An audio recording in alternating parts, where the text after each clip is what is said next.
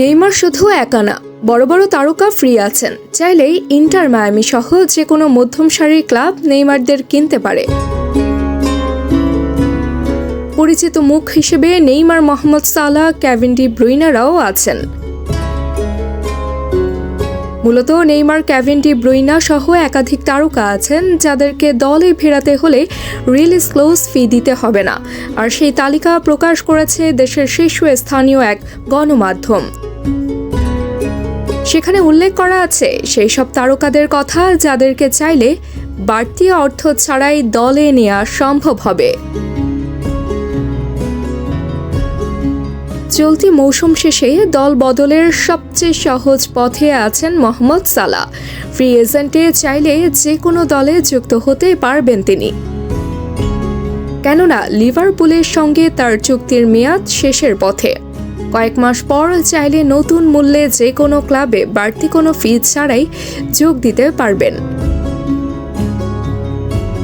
এছাড়াও এই তালিকায় নেইমার আছেন। আরব লিগে স্মরণকালের সবচেয়ে বড় লস প্রজেক্ট নেইমার। তিনিও কয়েক মাস বাদে দলবদলের মার্কেটে বিনামূল্যে হাজির হবেন। চাইলে নতুন করে মূল্য নির্ধারণ করে যে কোনো দলে যেতে পারবেন নেইমার।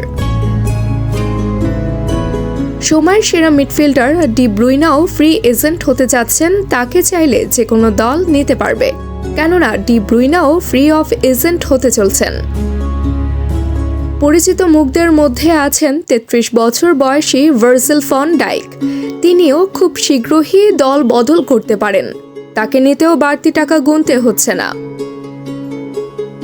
আলফানসো ডেভিসকে নিতে আগ্রহ দেখাতে পারে রিয়াল মাদ্রিদ।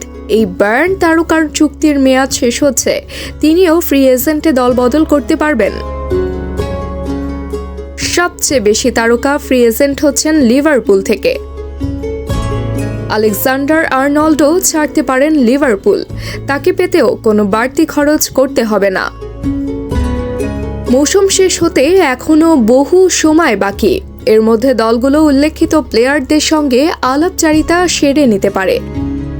টাকার সঙ্গে ব্যবহারের মাধুর্যতা মিশিয়ে পছন্দের খেলোয়াড়কে টেনে নিতে পারে যে কোনো ক্লাব। দেখা যাক বাজারে কার বিক্রি কোথায় হয়। তাবাসসুম হক, আনিকা, টিম স্পোর্টস।